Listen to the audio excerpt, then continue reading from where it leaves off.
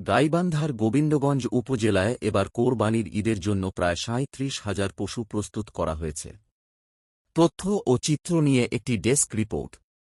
আসন্ন ঈদুল আজহাকে সামনে রেখে গাইবান্ধার গোবিন্দগঞ্জ উপজেলায় কোরবানির পশুর পর্যাপ্ত মজুদ রয়েছে। উপজেলার ১৭টি ইউনিয়ন ও একটি পৌরসভায় ছোট বড় প্রায় ২,৭৫০ জন খামারি এবং ১০,০০০ প্রান্তিক কৃষক মিলে এবার ৩৬,৭৭৪টি পশু প্রস্তুত করেছেন। চাহিদার তুলনায় পশু উদ্বৃত্ত থাকায় স্থানীয় চাহিদা মিটিয়ে এসব পশু পার্শ্ববর্তী উপজেলাগুলোতে ও সরবরাহ করা যাবে বলে আশা করা হচ্ছে।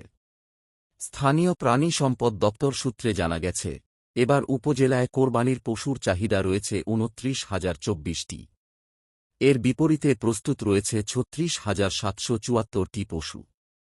উদ্বৃত্ত পশুর সংখ্যা ৭,৭৫০টি। প্রস্তুতকৃত পশুর মধ্যে রয়েছে গরু ১২,৪১২টি, মহিষ ৬১টি, ছাগল ২২,২৩৬টি, ভেড়া ১,৬৫৮টি এবং অন্যান্য ৪০৭টি।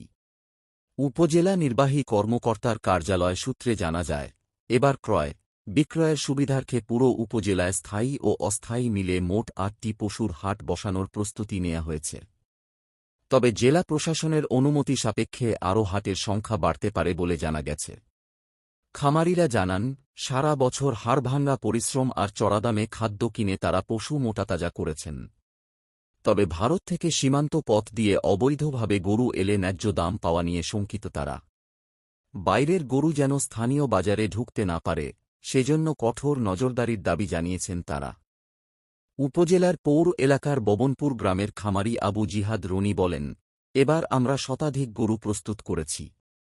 প্রায় ১,০০০ কেজি ওজন পর্যন্ত গরু আমাদের সংগ্রহে রয়েছে। উপজেলার হুমানীগঞ্জ ইউনিয়নের পারগয়রা গ্রামের খামারি ফারুক কবির জানান, তাদের খামারে ২৫০ কেজি পর্যন্ত ওজনের গরু প্রতি কেজি ৫০০ টাকা এবং এর বেশি ওজনের গরু ৩০০ টাকা কেজি দরে বিক্রি হচ্ছে। অন্যদিকে প্রান্তিক চাষিরাও পিছিয়ে নেই। সাপমারা গ্রামের শফিকুল ইসলাম জানান, কৃষিকাজের পাশাপাশি এবার কয়েকটি গরু প্রস্তুত করেছেন। তিনি প্রতিটি গরু সম্ভাব্য দাম ১ লাখ থেকে ১,৩০,০০০ টাকা পর্যন্ত হতে পারে। গোবিন্দগঞ্জ উপজেলা প্রাণী সম্পদ অফিসার ডা. আব্দুস সামাদ বলেন, উপজেলার ২ সহস্রাধিক খামারি ও ১০,০০০ প্রান্তিক কৃষককে আমাদের পক্ষ থেকে নিয়মিত কারিগরি সহযোগিতা দেওয়া হচ্ছে।